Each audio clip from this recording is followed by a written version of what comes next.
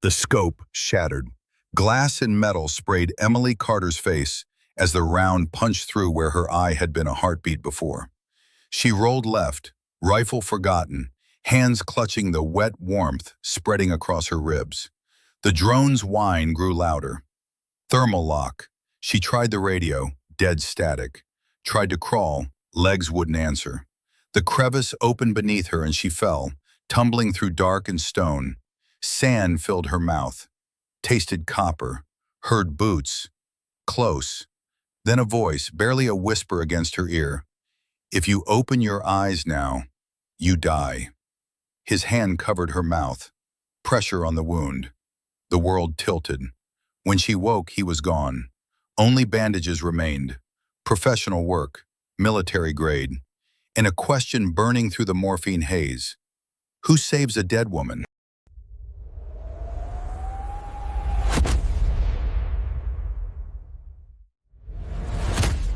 The sun hadn't touched the ridgeline yet.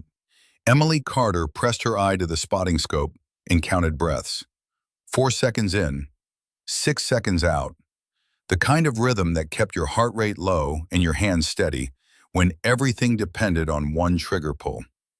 Winds shifting, Jack Holloway said beside her. His voice had the gravel of 30 years smoking Marlboros in places the Army didn't officially acknowledge. 2 minutes, maybe 3, then it'll be clean. Emily adjusted the scope's focus. The compound sat 800 meters downrange, mud brick walls the color of dried blood. 3 guards visible, AK pattern rifles slung loose across their chests. Sloppy, the kind of sloppy that got people killed. Target's still inside, she said. He'll come out, they always do. Jack had the weathered certainty of a man who'd done this in 6 countries Emily couldn't name on a map. At 62, he should have been fishing in Montana or yelling at grandkids. Instead, he was here. Back in the fight as a contractor because retirement looked too much like dying slowly. Emily ran through her checklist. Rifle zeroed at 700. Ammunition sorted by lot number. Dope card updated for temperature and altitude.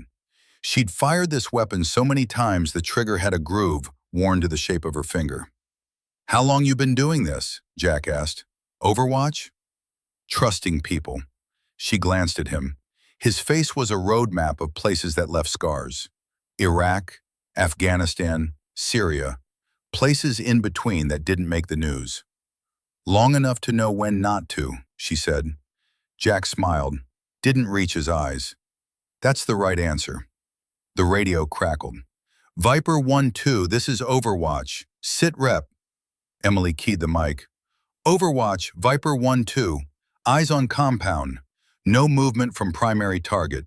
Secondary targets visible. 3 personnel, northeast wall. Copy. Continue observation. Command wants positive ID before exfil.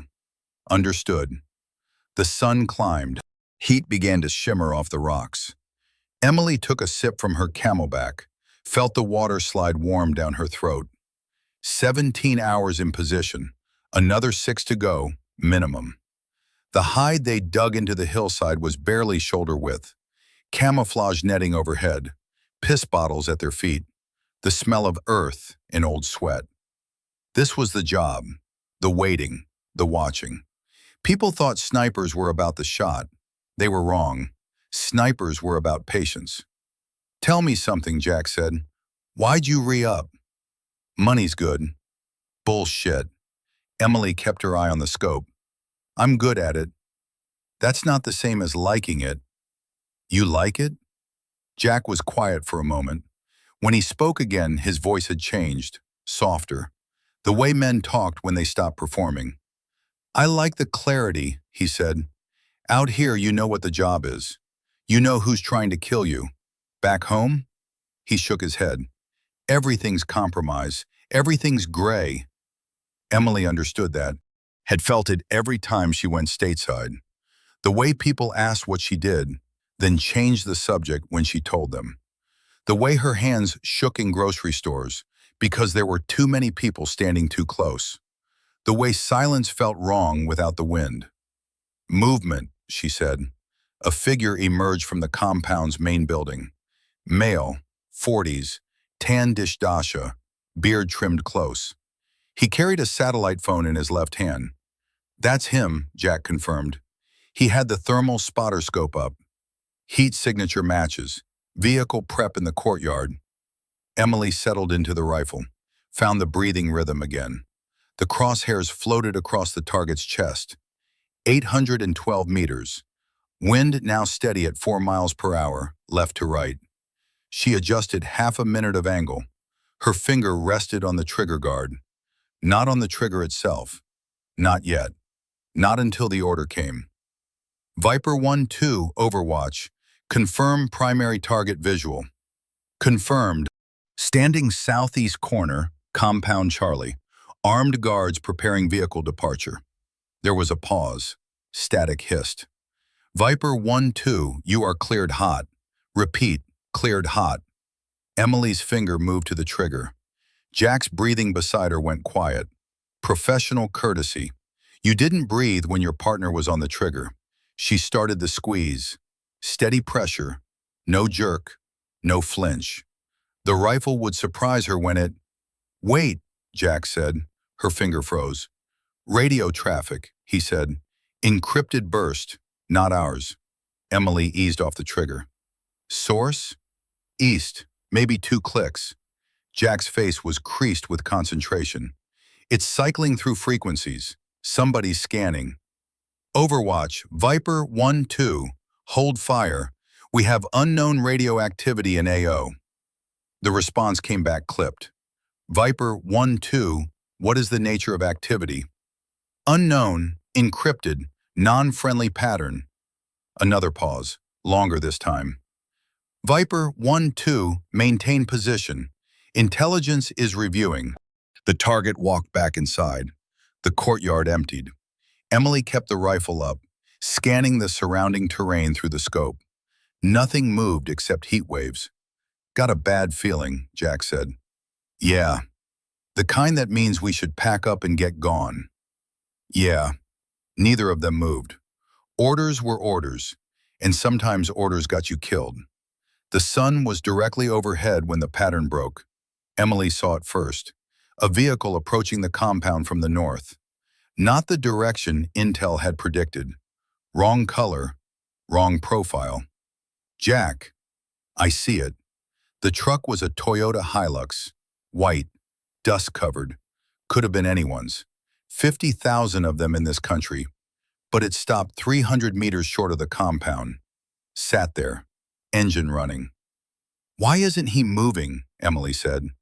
Jack had the thermal scope up. 2 occupants, front seat only. No cargo bed signature. The Hilux sat there for 90 seconds. Then reversed, turned around, drove back the way it came. Overwatch, Viper 1-2. We have unknown vehicle, white Hilux. Reconnaissance pattern on Compound Charlie. Vehicle departed north after 90-second observation. Copy, Viper 1-2. Can you confirm occupants? Negative visual ID. Thermal shows 2 personnel. The radio crackled. Different voice this time. Officer. Emily could hear it in the tone. Viper 1-2, this is actual. What's your assessment? Jack leaned close, whispered. Tell him it's a counter-surveillance run. Emily keyed the mic. Actual, Viper 1-2. Assessment, counter-surveillance. Possible security element for primary target. Concur. Continue observation. Report any further anomalies. The afternoon crawled past. No further movement. The compound sat quiet. Too quiet. Emily's instincts were screaming now. The kind of scream you learned to listen to if you wanted to survive. We're burned, she said. Jack nodded. Question is, who burned us? Could be local security. Could be. You don't think so. That Hilux wasn't local, Jack said. Approach was too careful, too professional. Locals would have driven right up. So who? Somebody who knows what a sniper hide looks like. Emily felt cold despite the heat. We need to move. Soon as it's dark. But dark was 4 hours away. 4 hours sitting in a hole while somebody out there knew exactly where they were. Emily's hands stayed steady on the rifle. Training took over when fear tried to creep in. She compartmentalized, pushed the dread into a box, focused on sectors of fire. Movement, Jack said. Compound entrance. 3 vehicles this time. Black SUVs, moving fast. They stopped in front of the compound and men poured out. 8, 10, 12, all armed, all moving with purpose. That's a snatch team, Emily said. Overwatch, Viper 1-2, multiple vehicles, Compound Charlie, 12-plus military-age males, small arms visible. This is not local security. Repeat, not local. The response was immediate. Viper 1-2, actual. Stand by. The men entered the compound. Emily counted seconds. 90, 120. At 2 minutes, they came back out. Empty-handed. The primary target wasn't there. The SUVs departed, heading west. He rabbited, Jack said. Somebody tipped him. Emily's jaw tightened. How long have we been compromised? Long enough for them to move him. Hours, maybe. The radio stayed silent. No new orders, no acknowledgement. Emily stared through the scope at the empty compound and felt the mission crumbling around her. Viper 1-2, actual. Exfil is go. RTB coordinates to follow. How copy? Good copy, actual. Standing by for coordinates. Jack was already packing the spotting scope, moving with the calm efficiency of someone who'd done this 100 times. Emily kept the rifle up, covered sectors while he worked. The coordinates came through. Grid reference 12 clicks south. Ground movement only. No air assets available. 12 clicks on foot, Jack said. Through terrain we haven't scouted. You got a better idea? Several, none of them good. Emily broke down the rifle, wiped the scope, every movement precise, muscle memory. The camouflage netting came down, footprints smoothed over. In 5 minutes, the hide looked like wind-swept rock. They moved at dusk, Jack on point, Emily covering rear. The terrain was broken shale and sand, easy to turn an ankle. Easier to skyline yourself against the ridge if you weren't careful. 2 clicks out, Jack stopped, held up a fist. Emily dropped. Scanned through the rifle optic, saw nothing. Jack pointed. East, 800 meters. Emily looked again. There, glint of glass, reflection. Someone else had optics. Someone else was watching. We've got company, Jack whispered. They sat frozen for 10 minutes. The glint didn't move, didn't reappear. Could have been nothing, could have been everything. Call it, Emily said. Jack's face was stone. We move, fast, get to dead ground and reassess. They covered the next click in 20 minutes, moved through a wadi below the ridgeline, out of sight from the eastern position. Emily's heart hammered against her ribs. The weight of the rifle pulled at her shoulders. When they reached the next high ground, Jack stopped again, pulled out the rangefinder, scanned back the way they came. Clear, he said, but his voice said he didn't believe it. They kept moving. The sun dropped below the horizon. Temperature fell 15 degrees in 30 minutes. Emily's sweat turned cold against her skin. Jack, yeah? Someone's following the same route we are. I know. How long? Since the compound. Emily's finger drifted toward the trigger. Why haven't they engaged? Because they're not trying to kill us. They're hurting us. The realization hit like cold water. The exfil point is probably compromised. Yeah. They stopped. Jack pulled out the map, marked their position with a grease pencil, marked the exfil grid, drew a line between them. Alternatives? Emily asked. We could go east, put distance between us and whoever's back there. Into unknown terrain, no support. Or we trust the coordinates and hope command knows what they're doing. Emily looked at the map, at the empty spaces between grid lines, at the decisions that got people killed. Your call, Jack said. She studied his face, saw the same calculation she was running. Risk versus risk. Death versus death. We go to exfil, she said, but we approach from the west. Add 2 clicks. Come in from the direction they won't expect. Jack smiled. That's why they pay you the big bucks. They adjusted course. The detour would add 90 minutes. 90 minutes of exposure. But it beat walking into an ambush. The night was full dark now. Emily pulled down her night vision. The world turned green. Shapes became clearer, shadows deeper. She could see the terrain ahead, the rocks, the depressions, the places where someone could hide. Behind them, something moved. Emily saw the muzzle flash before she heard the report. Training took over. She dropped, rolled right, came up behind a boulder as rounds snapped overhead. Jack was already returning fire. 3-round bursts, controlled, professional. Contact rear, Emily shouted. Unnecessary. Jack knew, but you called it anyway. She brought the rifle up, scanned through the scope, saw movement. 200 meters, 3 shooters, maybe 4, using fire and maneuver. One element shooting while the other advanced. Professional.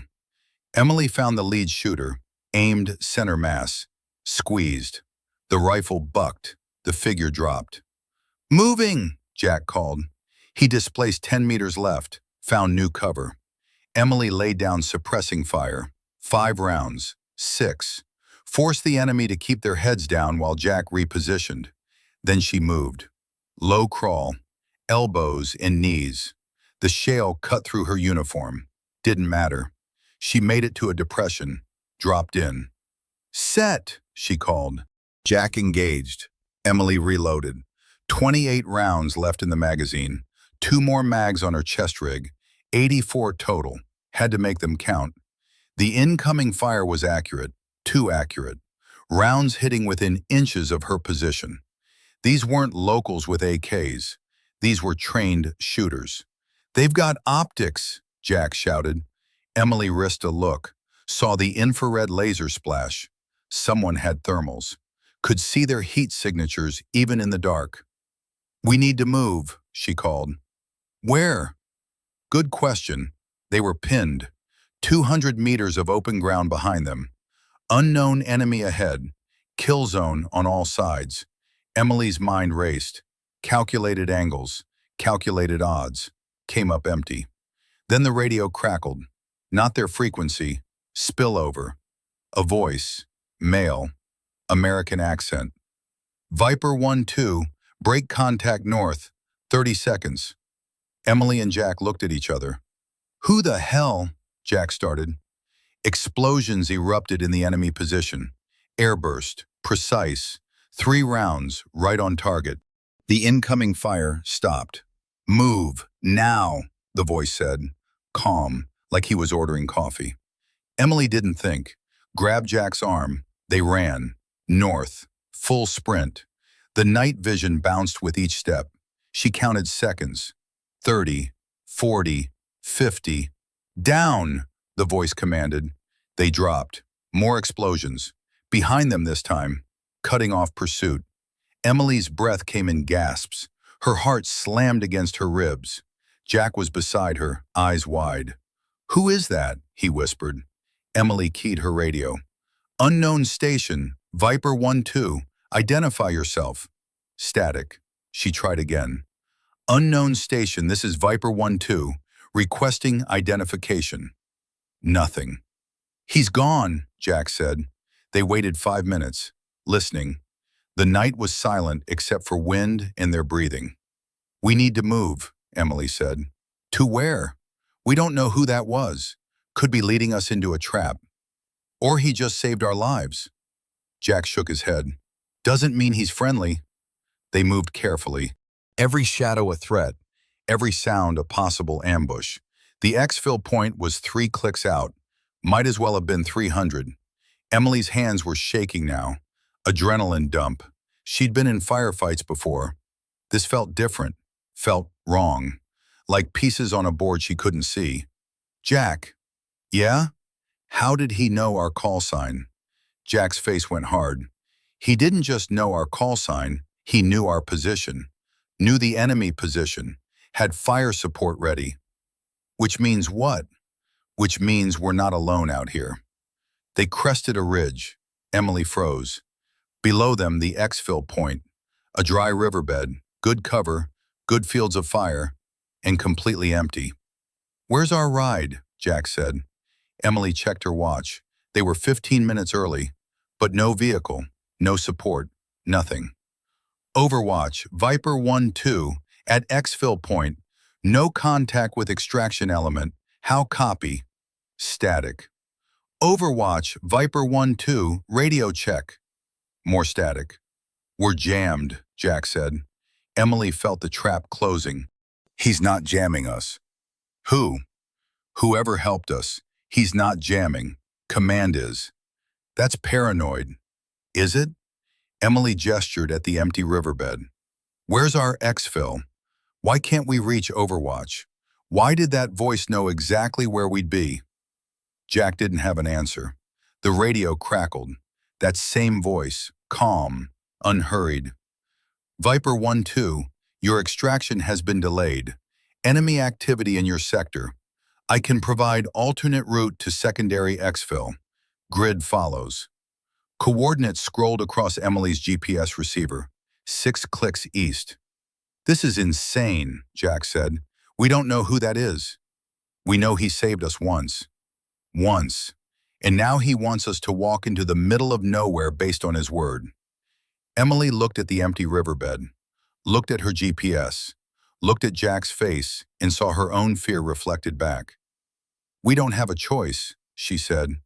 They made it 4 clicks before the world exploded. Emily didn't hear the incoming, didn't have time. 1 second she was walking. The next, she was flying. Hit the ground hard, ears ringing, vision swimming, dust, smoke, the taste of copper. She tried to move. Her body didn't respond. Tried to think. Her thoughts scattered like birds. Somewhere Jack was shouting, couldn't make out the words, couldn't make out anything except the ringing and the pain in her side. She looked down, saw red, too much red, shrapnel, 3 inches below her ribs. The kind of wound you didn't walk away from. The kind that killed you in minutes if you didn't get pressure on it. Her hands moved on their own. Combat lifesaver training.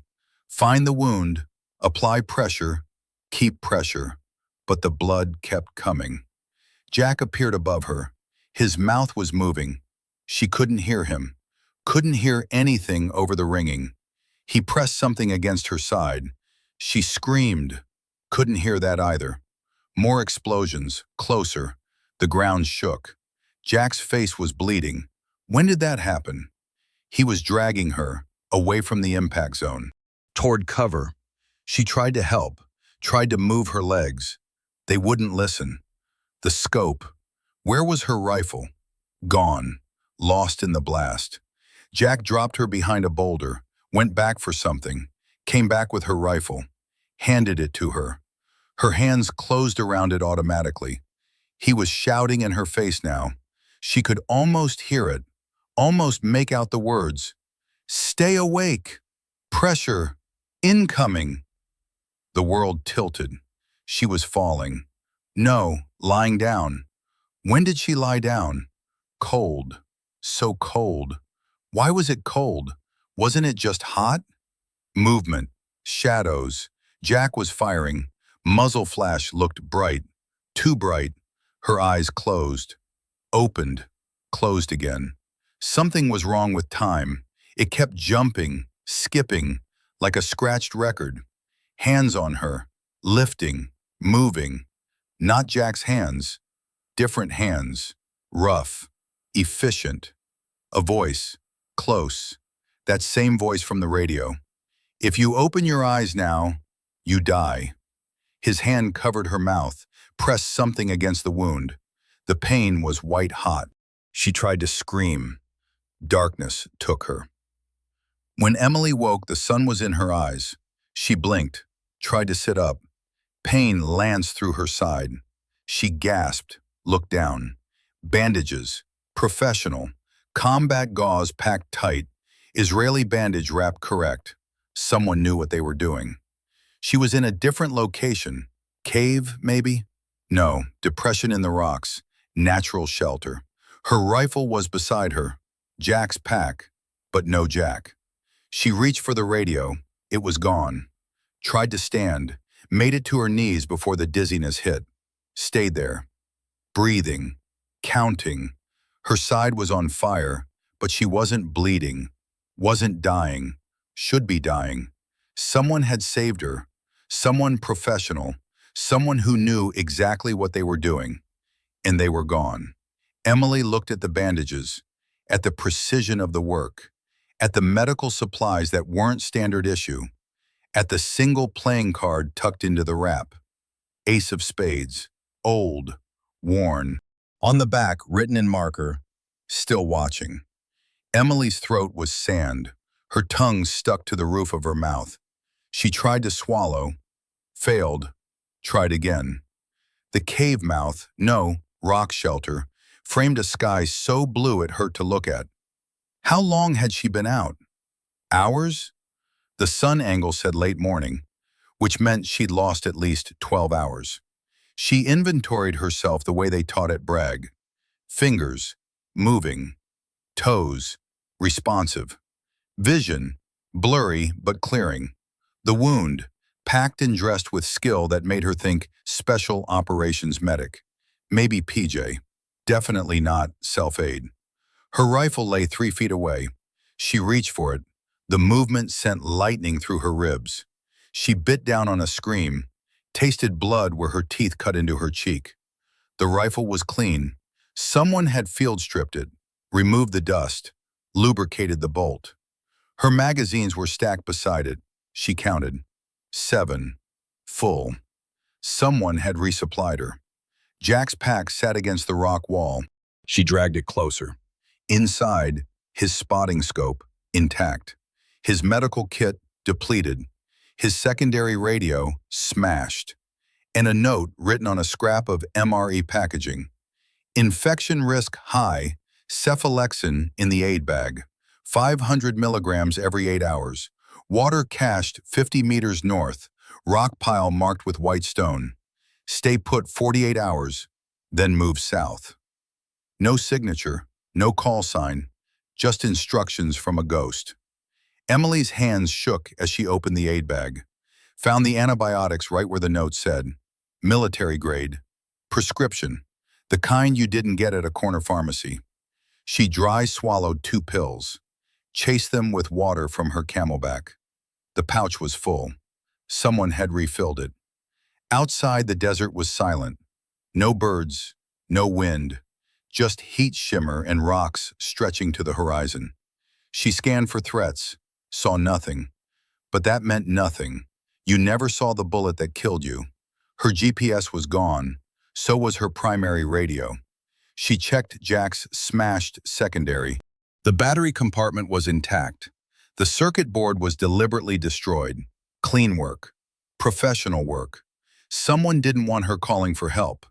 The question was, friend or enemy? She thought about the voice on the radio. American accent. Calm under fire. Tactical knowledge. Fire support assets. Medical training. And the ace of spades. The death card. The calling card of operators who worked in shadows. Emily pulled out the playing card, studied it. The edges were soft with age. The marker ink faded. This card had been carried a long time, through places that left stains. On the rock wall beside her, scratched into the stone with something sharp, coordinates, grid reference, and below it, Jack alive, 2 clicks east, pinned, 72 hours. 72 hours, 3 days. Emily checked her watch. If she'd been out 12 hours, that left 60. 60 hours to reach Jack before whatever had him pinned decided to finish the job. She tried to stand, made it halfway before her legs gave out, fell hard. The impact drove air from her lungs. She lay there gasping, tasting dust and failure. The wound wasn't just shrapnel. The bandage was too extensive, too carefully wrapped. She peeled back the edge, saw the stitches, 12 of them. Precise, even. Field surgery. Someone had cut her open, removed the shrapnel, closed her back up, all while she was unconscious in the middle of hostile territory. The impossibility of it made her head spin. Emily forced herself up again. This time she made it to her knees. Stayed there. Breathed through the pain. Counted to 10. Tried again. Standing. Barely. The world tilted. She grabbed the rock wall, held on until the dizziness passed. 50 meters north, white stone marker, water cache. She made it 30 meters before her legs buckled again. Emily found the water, 4 1-liter bottles, military issue, unopened, buried under rocks marked with white paint. She drank half a bottle, forced herself to stop, couldn't afford to get sick, couldn't afford anything that slowed her down. The sun was directly overhead when she heard the helicopter. She dropped, pressed herself into the rocks, waited. The sound grew louder, closer. A Black Hawk, U.S. military, flying search pattern, looking for someone, looking for her. Emily wanted to signal, wanted to wave, wanted extraction, but something stopped her. The same instinct that had kept her alive through 4 deployments. The feeling that things weren't what they seemed. The helicopter passed overhead, twice. On the third pass it slowed, hovered 200 meters from her position. She watched through the rifle scope, saw the door gunner scanning, saw the crew chief with binoculars, saw them looking right at her position. Then they turned, flew west, didn't come back. Emily's blood went cold. They'd seen her, had to have seen her. Thermal imaging would have picked up her signature, but they left. Why? She thought about the smashed radio, the destroyed GPS, the note telling her to stay put. Thought about coordinates for an exfil that turned into an ambush. Someone wanted her off the grid. The question was whether that someone was trying to protect her or kill her. Emily packed the water, slung the rifle, started moving east, toward Jack, toward answers, toward whatever waited in the killing zone. She made it 200 meters before she saw the patrol. 4 men, spread out, professional spacing, scanning sectors. They wore local clothes but moved like infantry, carried AKs but held them like they knew how to use them. Emily froze. Downwind, in shadow, 60 meters out, the patrol stopped. One of them pulled out a handheld device, pointed it in her direction. Thermal scanner. She had maybe 10 seconds before they locked her position. Emily dropped behind a boulder, brought the rifle up, flipped the safety off, controlled her breathing, let her heart rate settle. The patrol spread out, flanking positions. Someone had trained them well. She put the crosshairs on the lead man's chest, held, waited. They moved closer. 50 meters, 40. Her finger rested on the trigger. 2 pounds of pressure. That's all it would take. 2 pounds and the lead man would drop, but that would give away her position, would bring the other 3 down on her, and she had maybe 1 magazine before the pain made her too slow. 30 meters. Emily's hands were steady, her breathing even. The training overrode everything. Fear, pain, the knowledge that she might die here. 20 meters. The lead man stopped, raised his fist. The patrol froze. He pulled out a radio, spoke in Arabic. Emily couldn't make out the words, but his tone said he was reporting to someone who wanted to know where she was. The radio crackled. A response. The lead man listened, nodded, lowered the radio. Then he turned, walked away. The patrol followed. Emily stayed frozen for 5 minutes, watching them disappear into the terrain, trying to understand what just happened. They'd been right on top of her, had thermal, had numbers, had training, and they walked away, like they'd been told to, like someone was controlling the board. Emily's hands started shaking. She pressed them against the rock, forced them still, forced herself to think. Someone saved her. Someone supplied her. Someone marked a path to Jack. and now someone was clearing patrols out of her way. But why? Emily found the cave as the sun was setting. Natural formation, deep, good cover from air and ground, water seepage on the back wall, perfect defensive position. Too perfect. She approached carefully, scanned for wires, for pressure plates, for any sign of tampering. Found nothing. Inside, the cave was cool, dark. Her night vision turned it green, empty except for rocks and bat droppings. And a medical kit.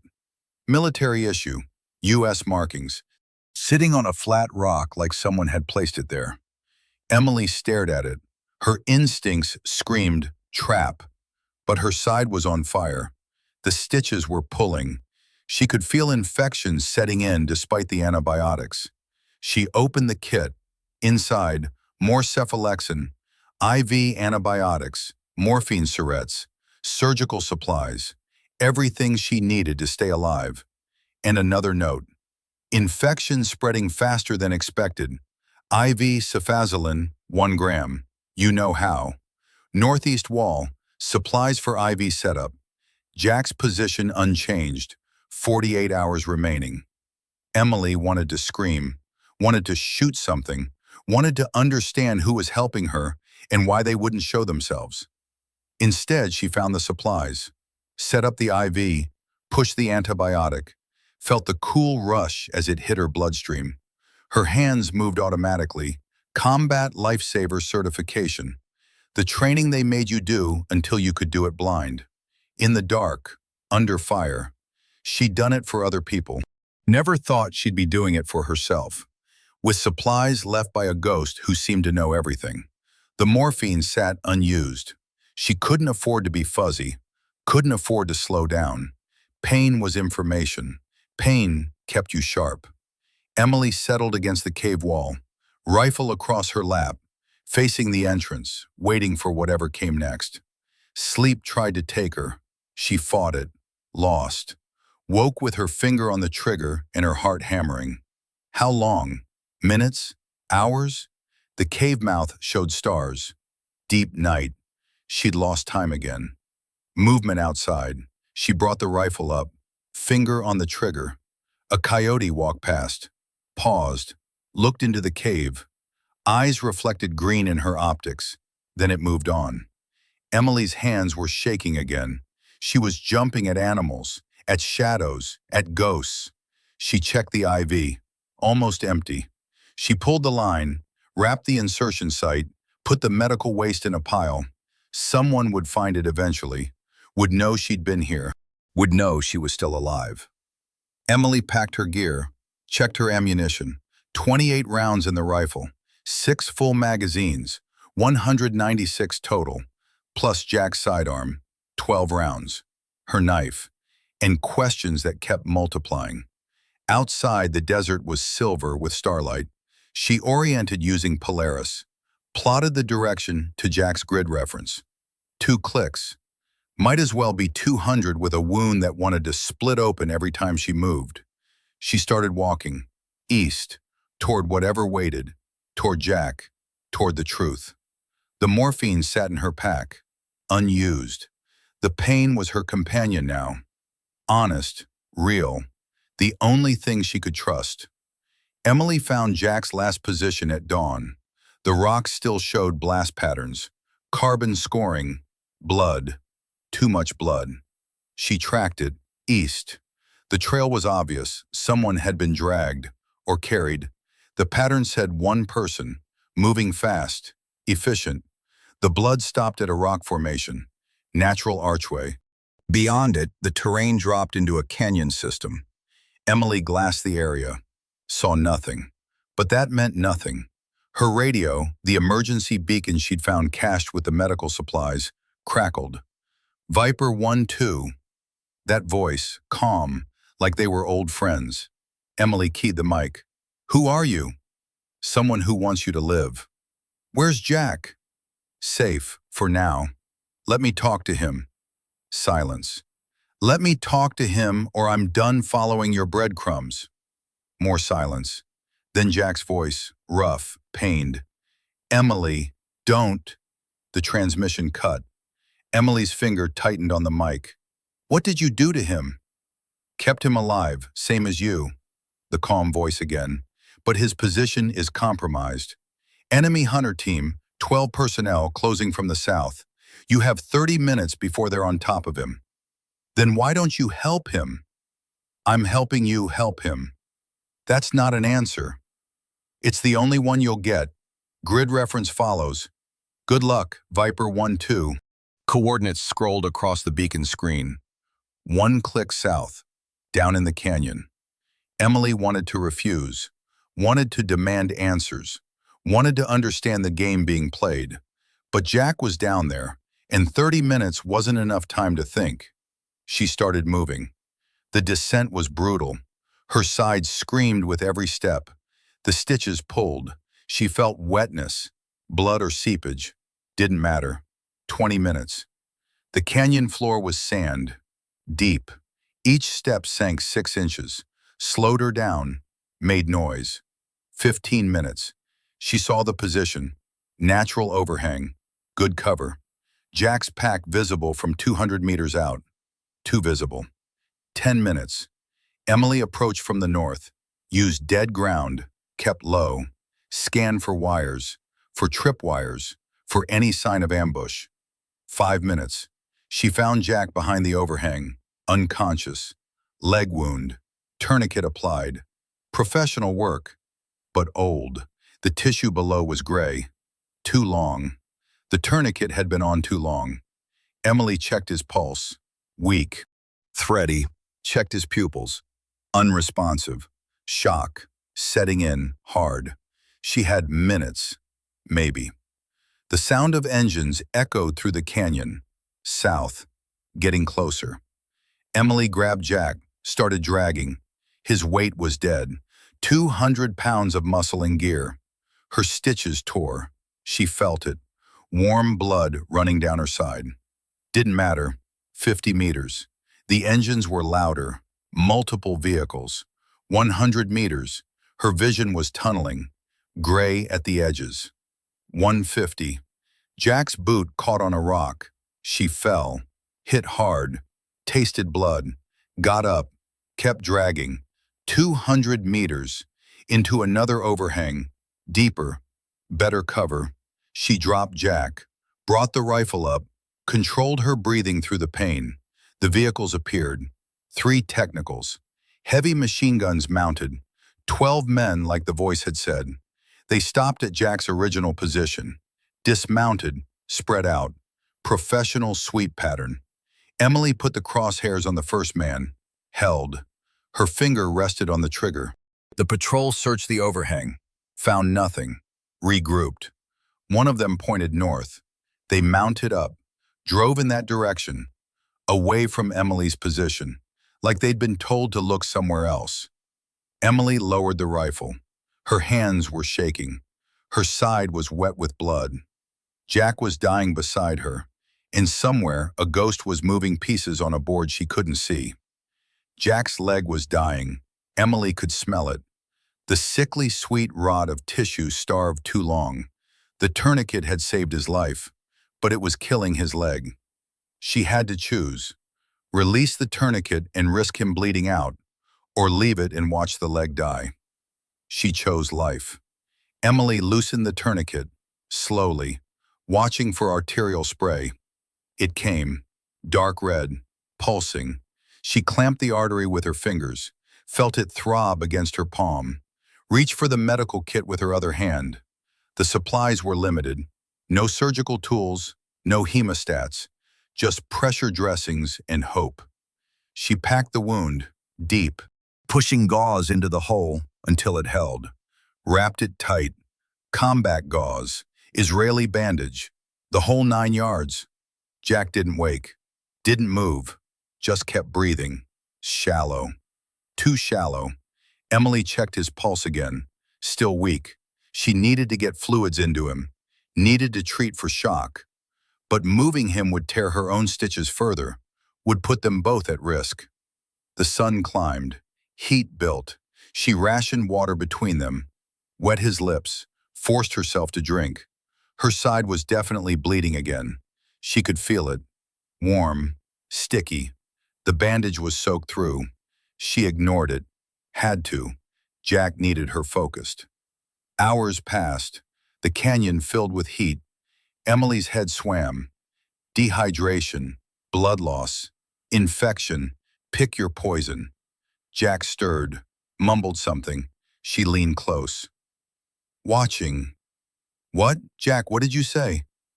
He's always watching. Who? Who's watching? But Jack was gone again. Unconscious, his skin was gray, lips cracked and bleeding. Emily pulled out the emergency beacon, keyed it. Unknown station. I need medical evacuation. Now. No response. Unknown station. I have a critically wounded soldier. Arterial bleed. Shock. He needs a hospital. Static. God damn you, answer me! The radio crackled. No medevac available. Emily wanted to scream. You've had fire support. You've had supplies. You can damn well get a helicopter. Not without compromising the operation. What operation? What the hell is going on? Keep him alive 12 more hours. Then extraction is possible. He doesn't have 12 hours.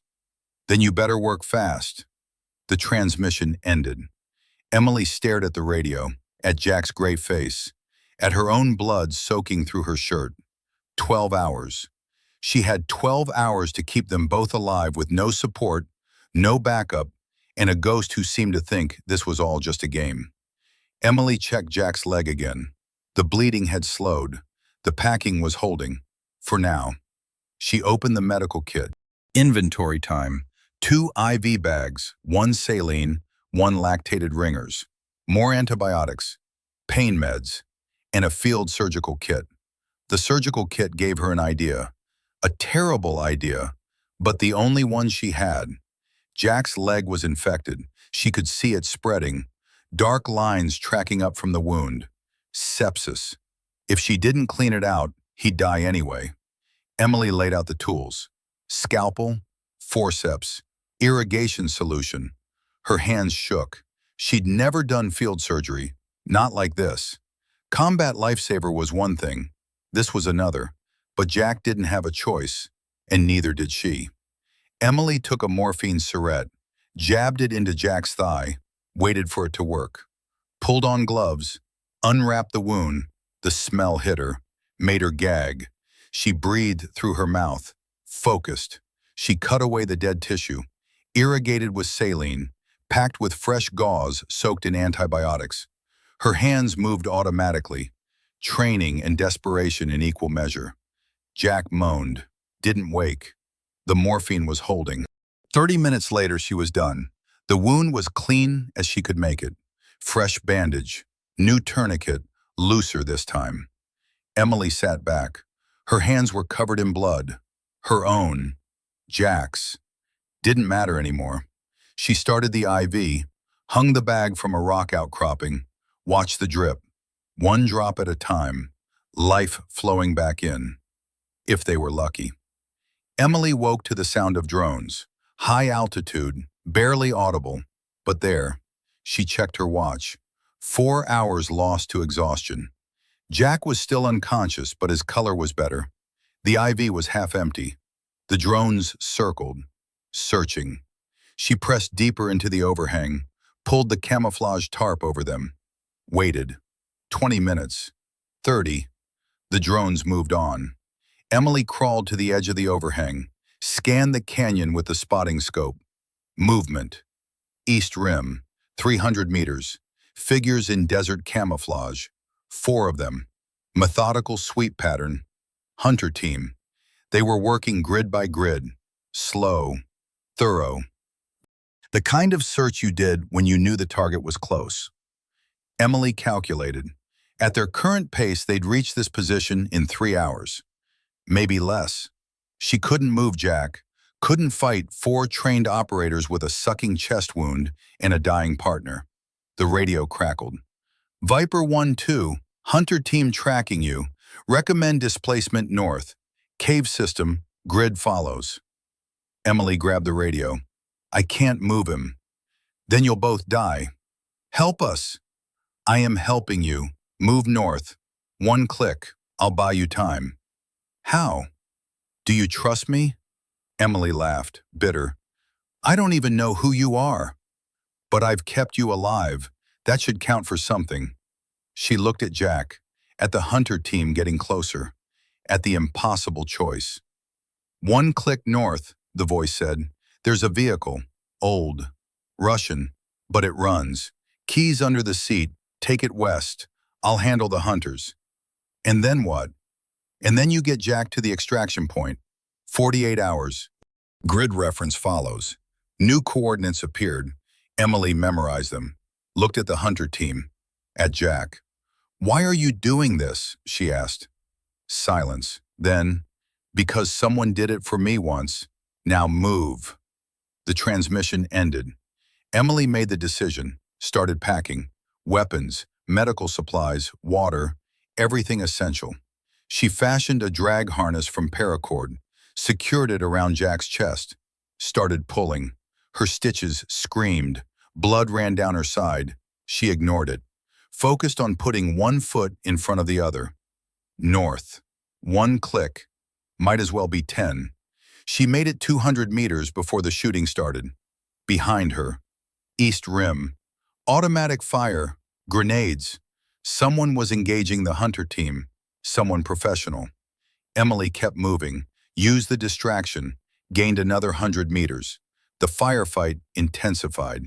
She risked a look back, saw muzzle flashes, saw the hunter team returning fire. But at what? She couldn't see anyone. Whoever was shooting was using cover perfectly.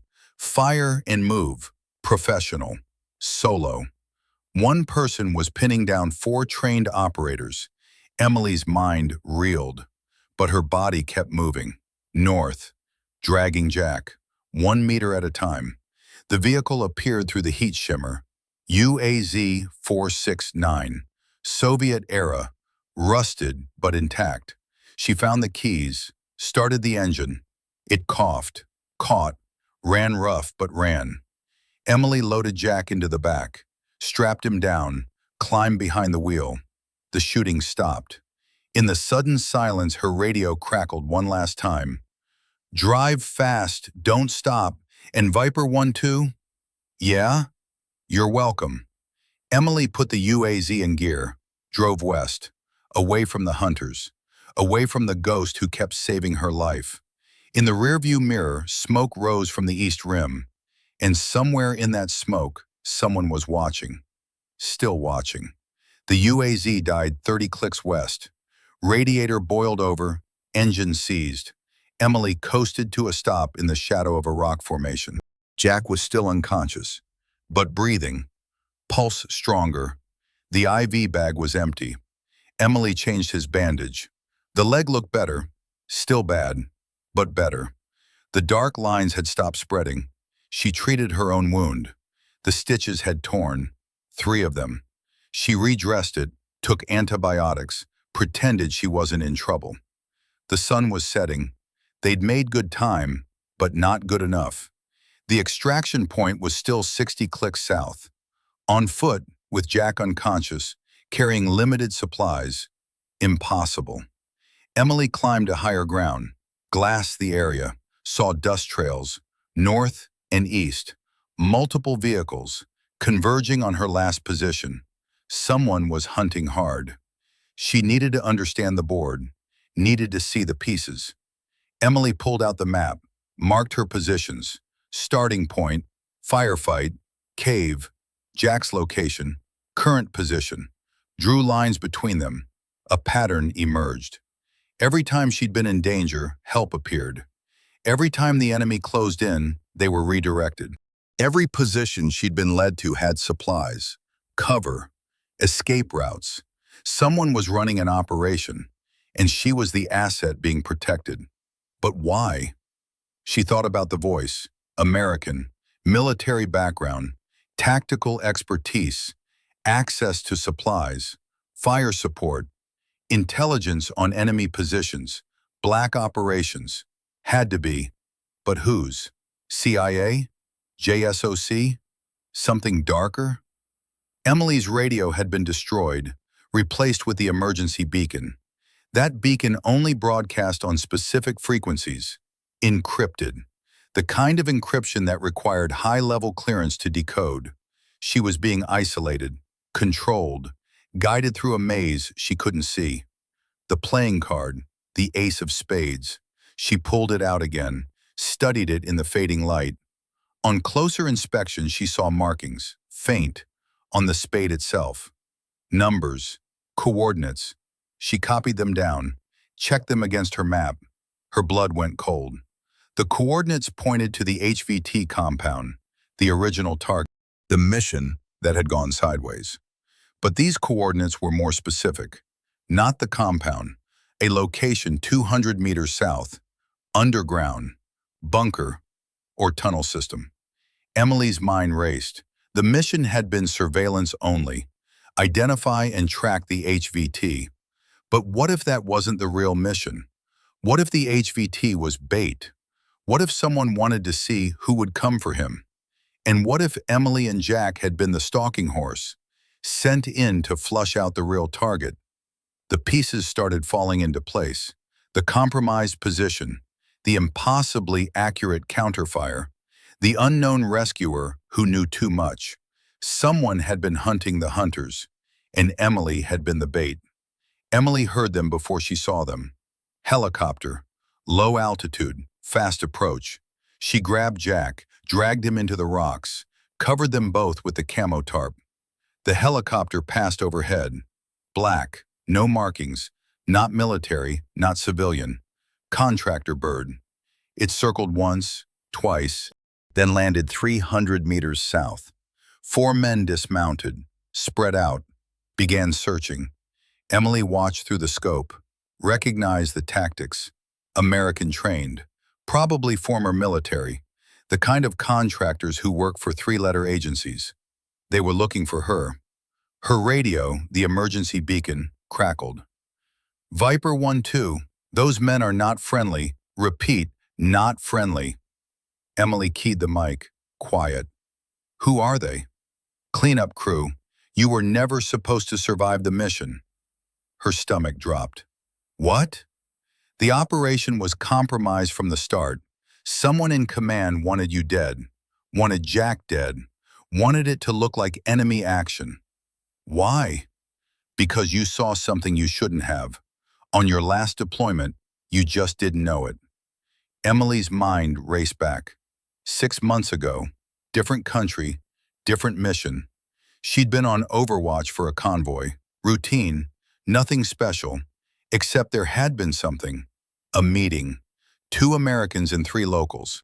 In a village that was supposed to be empty. She'd photographed it, put it in her report, never heard anything back. The meeting, she whispered. The meeting. Those weren't just any Americans. And the people they were meeting, selling intelligence to our enemies. You had proof, so you had to go. But I reported it. I followed procedure. And the people you reported it to, they were part of it. Emily felt sick. How do you know all this? Because I was sent to confirm your death, to make sure the secret died with you. Pause. But I don't kill people for politicians' mistakes. Who are you? Someone who's done too much for people who don't deserve it. Now listen carefully. Those contractors will search for 6 hours. Then they'll report you dead and leave. You need to stay hidden. Stay quiet. After they leave, I'll guide you to extraction. How do I know you're not one of them? Because if I was, you'd already be dead. The transmission ended. Emily watched the contractors search. They were thorough, professional, deadly, and they were 300 meters away. She checked her ammunition. 28 rounds in the rifle, 6 magazines, 196 total, against 4 trained operators. Bad odds. She looked at Jack, still unconscious, still helpless, still her responsibility. Emily settled into position, finger off the trigger, breathing controlled, waiting. The contractors moved closer. 200 meters, working a grid pattern, 150. Emily's heart rate stayed steady. Training overrode fear. 100. She could see their faces now. Hard men, the kind who'd done this before, the kind who wouldn't hesitate. 75. The lead contractor stopped, raised his fist. The team froze. He pulled out a device, thermal scanner, 50 meters. He pointed it at Emily's position. She watched him through the scope, saw him looking at the screen, saw his expression change. He'd found them. Emily put the crosshairs on his chest, took up the trigger slack. The contractor lowered the scanner, looked directly at her position, smiled, then turned away. Signaled his team. They moved south, away from her position. Emily stayed frozen, watched them go. Watched them search another grid, then another. Watched them miss her completely, like they'd been told to. 6 hours later, the helicopter took off, headed east, disappeared into the darkening sky. Emily's radio crackled. "They're gone. You're clear. Grid reference for extraction follows. 48 hours. Don't be late." "Wait," Emily said. "I need answers." "You need to survive. Answers come later, if you're lucky." "Tell me your name at least." Silence. Long enough she thought he'd gone. Then, "Ghost is fine. It's what they called me before they erased my file. Now move, Viper 1-2. Clock's ticking." Emily made it 20 clicks before she had to stop. Jack was failing again, his breathing shallow, pulse thready. The leg infection was spreading despite the antibiotics. He needed a hospital, real medical care, not field-expedient surgery in a cave. The extraction point was still 40 clicks south, 2 days on foot, with Jack barely alive. Emily sat in the dark and faced the truth. She couldn't save him, not without help. She keyed the radio. "Ghost, I need medevac. Jack's not going to make it." 40 clicks. "You can do it." "Not with him like this." "Then leave him." Emily's blood went cold. "What?" "Leave him. Mark the position. I'll send someone after you extract." "No. He's dead weight. He's slowing you down. And every minute you waste is a minute the cleanup crew gets closer." "I'm not leaving him." "Then you'll both die. Is that what you want?" Emily looked at Jack, at the man who'd spotted for her through 4 deployments, who'd saved her life in Kandahar, who'd taught her how to read the wind, how to be patient, how to survive. "I'm not leaving him," she repeated. Silence on the radio. Then, "You're making a mistake." "It's my mistake to make." More silence. Emily thought the transmission had ended. Then Ghost's voice came back. Different tone, softer. "There's a village, 12 clicks west, civilian. They have a clinic, not much, but enough to stabilize him." "And then what?" "And then you come back, make the extraction. Jack will be safe until this is over." "How do I know you'll protect him?" "You don't, but it's better odds than carrying a dying man through 40 clicks of hostile territory." Emily stared at the map, at the village, at the extraction point, at the impossible choice. "The clinic has a doctor," Ghost continued. "Former military, Syrian, lost his family to the war. He'll help. I'll make sure of it." "How?" "Because I've helped him before. He owes me." Emily made the calculation. Jack's chances carrying him, near zero. Jack's chances at the clinic, maybe 50-50. Her chances of making extraction alone, high. Her chances with Jack, almost none. Math said leave him. Her heart said no. "I need a guarantee," she said. "I need to know he'll be protected." "In this life, there are no guarantees." "Then give me your word." "My word doesn't mean much anymore. It's all I have." Long pause. Then, "You have it. Jack will be protected. I'll see to it personally." Emily looked at Jack one more time, made peace with the decision. "Grid reference for the clinic?" she asked. The coordinates came through. Emily memorized them, started packing. She'd leave Jack with supplies, antibiotics, water, enough for the doctor to work with. She'd leave him with a note, explaining, apologizing. She'd leave him alive, and then she'd run. 40 clicks, 2 days, alone, to whatever waited at the extraction point, to whatever truth Ghost was protecting, to whatever came next in a mission that had stopped making sense 3 days ago. Emily shouldered her pack, looked at Jack one last time. "Don't die on me, old man," she whispered. Then she started walking, west, toward the village, toward hope. Behind her, in the dark, Jack's breathing continued. Shallow, steady, alive. For now. Emily reached the village at dawn. 12 clicks in 6 hours. Her side was bleeding again.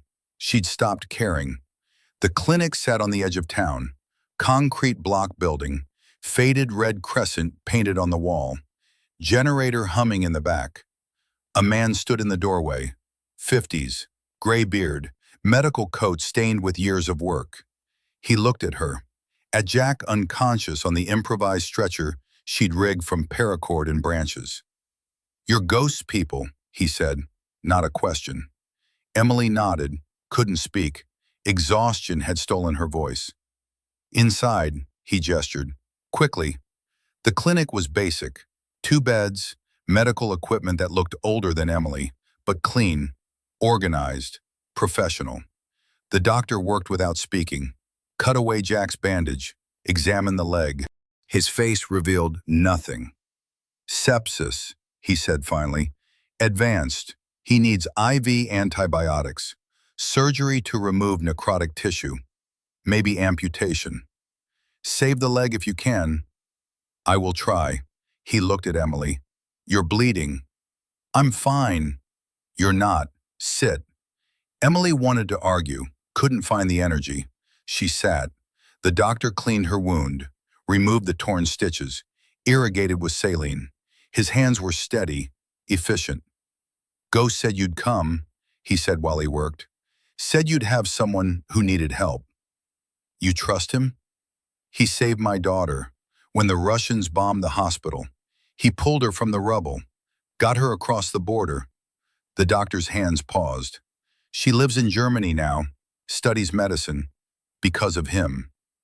"Where is Ghost now?" "Where he always is, watching." The doctor placed new stitches, 12 of them, perfect spacing. "He called me last night, said to expect you, said to keep the American soldier alive, said your mission wasn't finished." "Did he say what the mission was?" "No, Ghost doesn't explain, he only acts." The doctor finished the stitches, bandaged her properly, gave her antibiotics, water, food. "Rest," he said. 2 hours, then you must go. Ghost's enemies are looking for you. They cannot find you here." "What about Jack?" "I will care for him. Ghost promised protection. He keeps his promises." Emily wanted to believe that, wanted to trust, but trust had gotten her into this mess. "How will I know he's safe?" The doctor smiled, sad. "You won't. That's faith." Emily left the village in full dark. Jack was stable, sedated. The doctor had started surgery, would do what he could.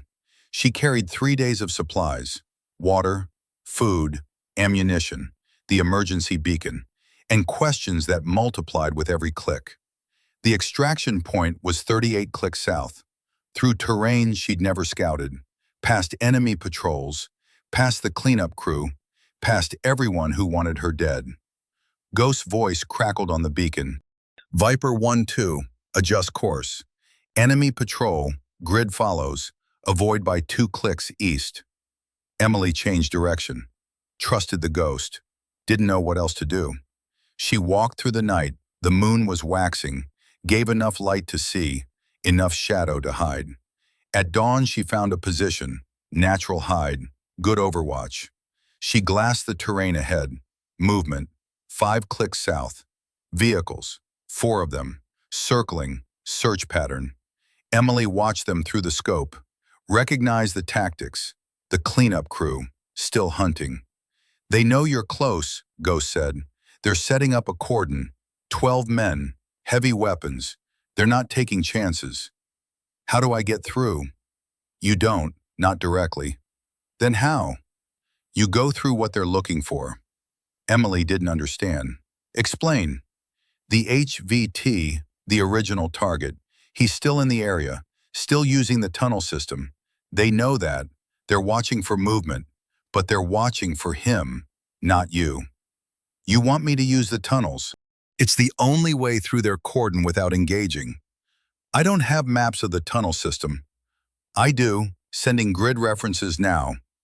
Coordinates appeared on the beacon, a series of waypoints, underground route from her position to a point 3 clicks south of the extraction. How do you have these maps? Emily asked. Because I've been using them. How do you think I've been moving around undetected? Emily studied the coordinates, calculated distances, plotted entry and exit points. The entrance is 2 clicks east, Ghost continued. Old Soviet construction, bunker complex, abandoned, mostly. Mostly? The HVT uses it as a safe house, but he's not there now. Won't be for 48 hours. You have a window. And if the window closes? Then you'll have bigger problems than the cleanup crew. Emily packed up, started moving east, toward the bunker, toward answers, toward whatever Ghost was leading her into. She found the entrance at midday, concrete structure, half buried, camouflage with decades of sand and neglect. The door was steel, rusted, but recently used, fresh scratches on the hinges. Emily approached carefully, checked for wires, for sensors, for traps. Found nothing. She opened the door. Darkness yawned beyond. Cool air flowed out, smelled of earth and old concrete and something else, something wrong. Ghost, I'm at the entrance. Copy, proceed to waypoint 1, 300 meters bearing 180.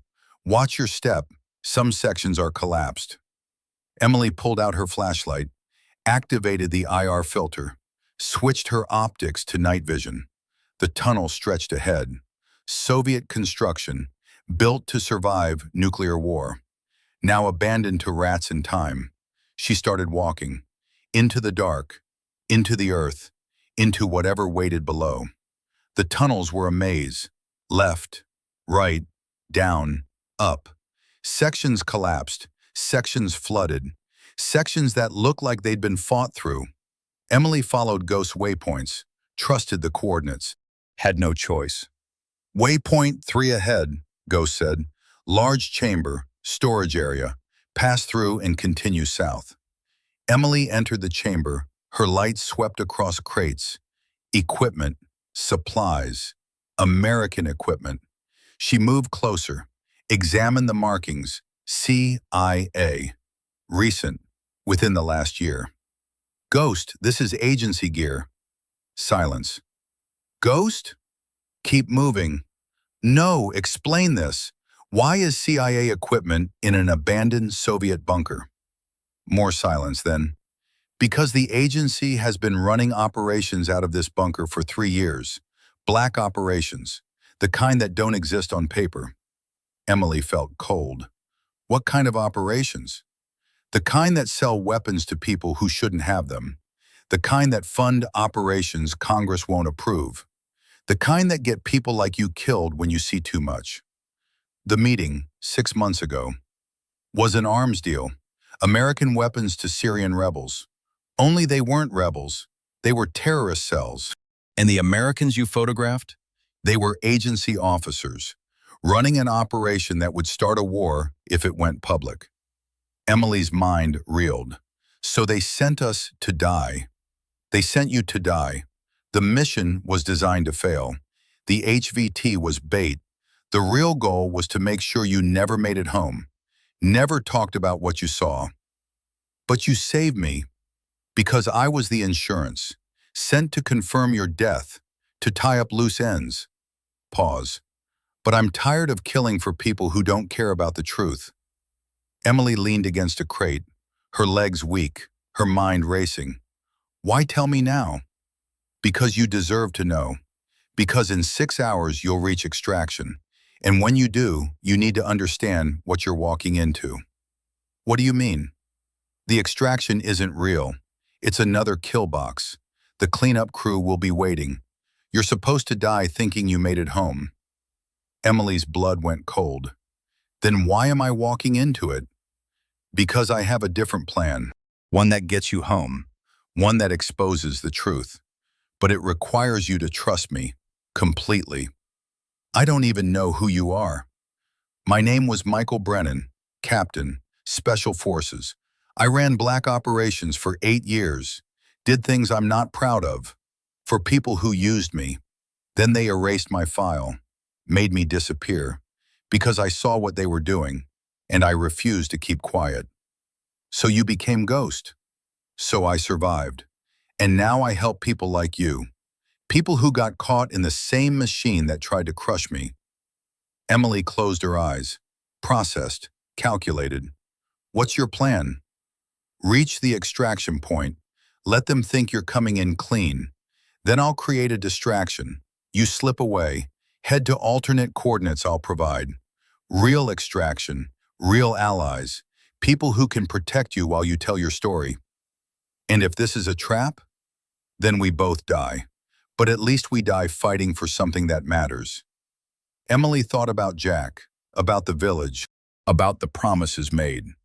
Jack, she said, he needs to be part of this, protected. He will be. The doctor is on standby. Soon as you're clear, Jack gets moved to safe location. You have my word. Your word, from a ghost. It's all any of us have. Emily made the decision, pushed off the crate, checked her rifle. Send me the waypoints, all of them, including the alternate extraction. Sending now. Coordinates flooded the beacon.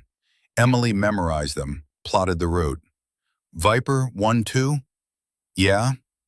Thank you for trusting me. I'm not trusting you. I'm trusting that you're a better liar than the people who tried to kill me. Ghost laughed, dry, bitter. Fair enough, now move. Time's burning. Emily continued through the tunnels, past the agency equipment, past the evidence of betrayal, past the point of no return. Emily emerged from the tunnels 3 clicks north of the extraction point. Daylight blinded her. She blinked, adjusted, scanned the terrain. The extraction point was visible. Rock formation, natural landing zone, perfect for a helicopter, also perfect for an ambush. She glassed the area, saw nothing, but that meant nothing. Ghost, I'm in position. Copy, cleanup crew is stage 1 click east, 8 personnel. Helicopter inbound in 30 minutes, that's your window. What's the distraction? You'll know it when you see it. When it starts, move to grid reference I'm sending now. Alternate extraction, 3 clicks west. You'll have 15 minutes. 15 minutes to cover 3 clicks. You've done harder. Emily checked the new coordinates, plotted the route, calculated timing. Impossible. But everything had been impossible.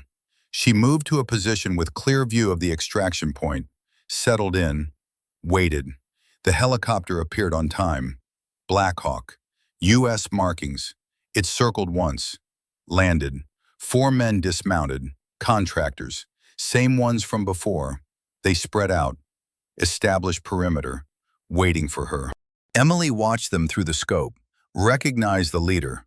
The one who'd smiled at her in the rocks. The one who'd let her live. Why? Her radio crackled. Not Ghost. Different frequency. Command frequency. Viper 1-2, this is Overwatch.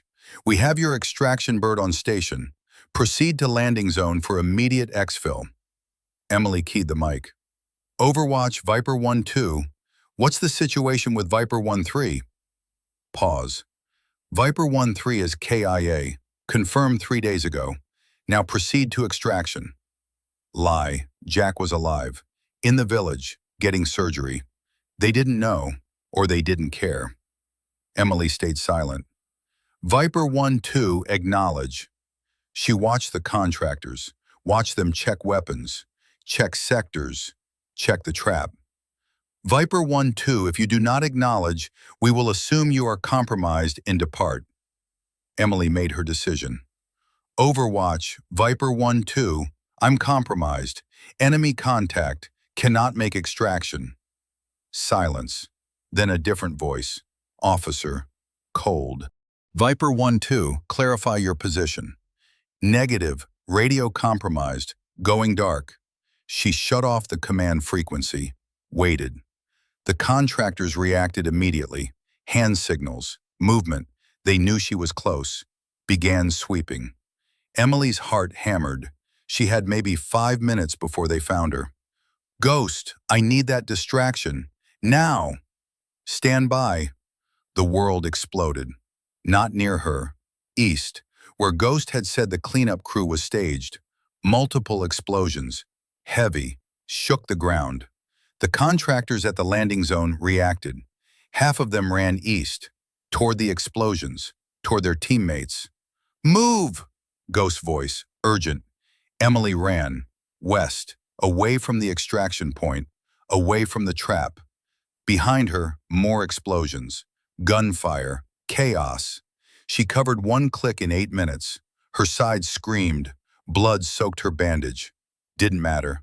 2 clicks, 12 minutes. 3 clicks, 16 minutes. Late. She was late.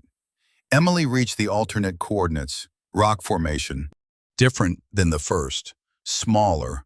No obvious landing zone. Ghost, I'm here. Where's the bird? Look up. She did. Saw nothing. Then heard it. Helicopter. Low altitude. Fast approach. Not a Black Hawk, something smaller. Civilian bird. Old Huey. Vietnam era. It landed 50 meters out. Rotor wash kicked up sand. The side door opened. A figure gestured. Come on. Emily ran, reached the bird, climbed in. The figure reached down, pulled her aboard. Strong grip. Professional. She looked at him, saw his face for the first time. Late 50s, hard eyes, scar tissue across his jaw. The face of a man who'd seen too much, done too much, survived too much. Michael Brennan? She asked. Ghost, he corrected. Michael died a long time ago. The helicopter lifted, banked west, away from the killing zone, away from the lies. Emily looked out, saw smoke rising from the east, saw the extraction point growing smaller. The cleanup crew? She asked. Handled. Meaning? Meaning they won't be reporting your death, or anything else. Emily understood, nodded. Jack? She asked. Ghost pulled out a radio, keyed it. Package secure? A voice responded. The doctor. Package secure. Surgery successful. Stable condition. Ghost looked at Emily. He's safe. I keep my promises. The helicopter flew for 2 hours, landed at a compound in the middle of nowhere. Concrete walls, guard towers, serious security. Where are we? Emily asked. Safe house, run by people who don't appreciate being lied to by their own government. Ghost helped her down. Come on, someone wants to meet you. Inside the compound was professional. Communications equipment, medical facilities, armory. Ghost led her to an office, knocked, entered. A woman sat behind a desk, 40-something, sharp eyes, the look of someone who'd spent years reading classified documents. Sergeant Carter, the woman said. I'm Sarah Chen, DOJ, Office of Inspector General. Emily blinked. Justice Department? We've been investigating CIA black operations for 2 years, following money, following bodies, following people like you who saw things they shouldn't have. Chen gestured to a chair. Sit, please. Emily sat. Her side was killing her. Her mind was numb. Ghost, Mr. Brennan, has been working with us, Chen continued, providing intelligence, protecting witnesses, people the agency tried to silence. So this was all, what, an operation? Your mission was real. The betrayal was real. The people trying to kill you were real. Chen opened a file. But Ghost intervened, kept you alive long enough for us to mount a proper extraction. Why? Because your testimony put senior CIA officers in prison. Because the photograph you took 6 months ago, it's evidence of treason, arms trafficking, conspiracy to commit terrorism. Chen slid a photograph across the desk. Look familiar? Emily looked, saw the meeting, the Americans, the locals. Weapons crates visible in the background. Her photograph from 6 months ago.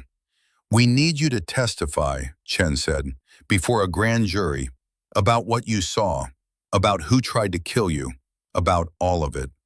Emily's mind raced. And if I do? We prosecute, we expose, we clean house. And if I don't? They'll keep hunting you, keep trying to silence you, keep killing anyone who gets close to the truth. Emily looked at Ghost.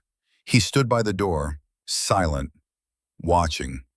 You could have told me, she said to him. Would you have believed me? He asked. Fair point. Emily turned back to Chen. What about Jack? What about protection? Witness protection for both of you. New identities, relocation, full support until the trials are done. How long? 2 years, maybe 3. These cases are complex. And after? After you get your life back, or what's left of it. Emily closed her eyes, thought about Jack, about the promises made, about the people who tried to kill them for seeing too much. I'll testify, she said, but Jack gets full medical care, real hospital, whatever he needs. Done. And Ghost gets immunity for everything he's done. Chen smiled, thin, already negotiated. Mr. Brennan is cooperating witness number 1. Emily looked at Ghost again. Why? Because someone has to, he said simply. Someone has to say enough. Someone has to stop the machine. 3 days later, Emily stood in front of a grand jury, told her story, showed her photographs, named names. The room was silent when she finished. Thank you, Sergeant Carter, the prosecutor said. No further questions. Emily walked out. Ghost was waiting in the hallway. How'd it go? He asked.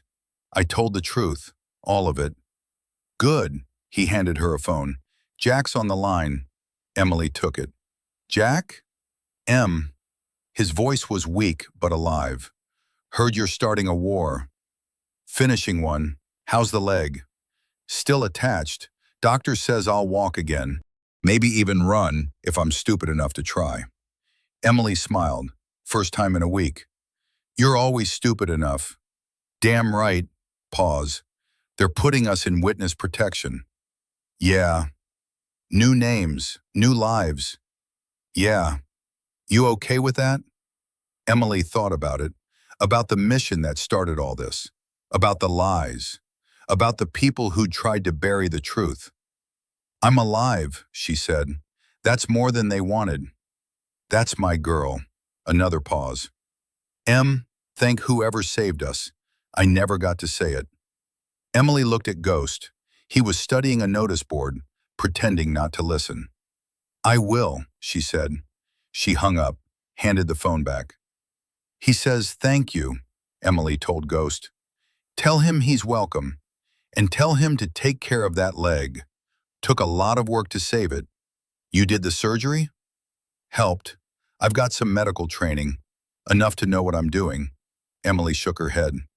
Who are you, really? Someone who used to believe in the mission, in the flag, in the oath. Ghost's face was hard. Then I learned that some people don't deserve that belief, don't deserve that sacrifice. So you became this, a ghost, saving people the system tries to kill. Someone has to. They stood in silence, 2 soldiers, 2 survivors, 2 people who'd seen too much. What happens now? Emily asked. Now you disappear, start over, live the life they tried to take from you. And you? I keep watching, keep helping, keep fighting the good fight. He smiled, sad. It's all I know how to do. There are other people like me, people they tried to silence? More than you'd think, more than the system wants to admit. And you help them all? When I can, when I get there in time. He looked at her. Not everyone makes it. You're one of the lucky ones. Emily thought about that, about the luck, about the skill, about the ghost who'd appeared exactly when needed. It wasn't luck, she said. You were watching from the start, weren't you? Before the mission even began. Ghost didn't answer. Didn't need to. Emily understood. They sent you to kill me, but you decided to save me instead. Something like that. Why? Ghost was quiet for a long moment. When he spoke, his voice was different, softer, more human. Because 8 years ago, someone made the same choice for me. Someone who was sent to silence me, who decided the truth mattered more than orders. He looked away. I never got to thank them. They died keeping me alive. So now I do what they did. I give people a chance. Emily felt her throat tighten. I'm sorry. Don't be. Just live. Make it count. Make their sacrifice mean something. I will. Ghost extended his hand. Emily shook it. Firm grip, soldier to soldier. Good luck, Sergeant Carter, or whatever your name becomes. Good luck, Ghost. Stay safe out there. Safe isn't really my style, he smiled. But I'll keep watching, always watching. He turned, walked away, disappeared down the hallway. Emily watched him go. This man who'd saved her life, who'd kept his promises, who'd shown her that somewhere, in the dark machinery of war and lies, there were still people who chose truth over convenience. She'd never see him again, she knew that. But somewhere, out there, he'd still be watching, still saving the ones who needed saving, still fighting the war that never ended. 6 weeks later, Emily Carter became someone else. New name, new history, new life in a city she'd never seen. Jack was there, limping but alive, ornery as ever. They rented an apartment with a view, started the slow process of becoming civilians. The trials started. CIA officers arrested, indictments handed down. The news called it the biggest intelligence scandal in decades. Emily watched from a distance. New face, new identity, safe, but not free. Not really. The memories didn't fade. The nightmares didn't stop. The feeling of being watched never left. One night, 3 months into her new life, she found something on her doorstep. A package. No return address. Inside, a playing card. Ace of spades. And a note. Still watching. In case you need me. G. Emily held the card, felt the worn edges, the weight of promises kept. She looked up, scanned the street, saw nothing, but she knew. Somewhere out there, Ghost was watching, still protecting, still fighting, still saving the ones who couldn't save themselves.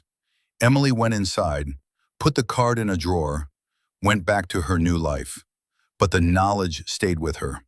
Warm, solid, real. She wasn't alone. Not really. Some debts could never be repaid, but they could be honored. By living, by fighting, by refusing to let the lies win. Emily Carter was dead. The woman she'd become was alive. And somewhere in the shadows, a ghost kept watching. Always watching. Jack's physical therapy was brutal. Emily went with him, 3 times a week, watched him curse, watched him struggle, watched him refuse to quit. Stubborn old man, she said one afternoon. Damn right, he growled, pushed through another rep. Didn't survive all that just to sit in a wheelchair. They didn't talk about the mission, about what had happened, about who'd saved them. Too dangerous, too many ears. But sometimes late at night, Jack would look at her with knowing eyes. You ever wonder why? He'd ask. Every day. You ever regret it? Testifying? Starting all this? Emily thought about the CIA officers in custody, about the operations shut down, about the lives potentially saved. No, she said, I don't regret it. Good, Jack nodded. Neither do I. They'd changed, both of them.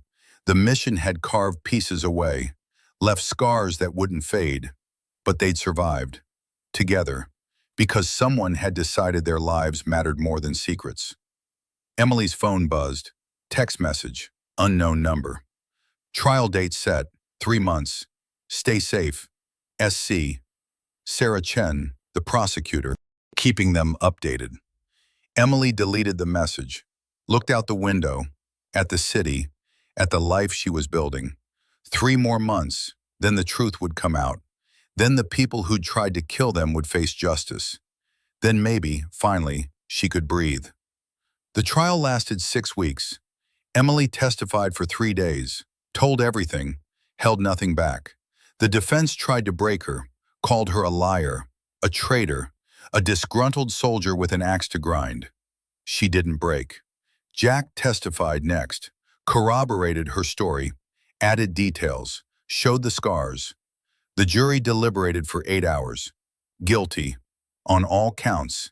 7 CIA officers convicted, dozens more under investigation. The operation exposed, the truth revealed. Emily watched the verdict on TV, in her apartment, with Jack beside her. "We did it," he said quietly. "We did it," she agreed.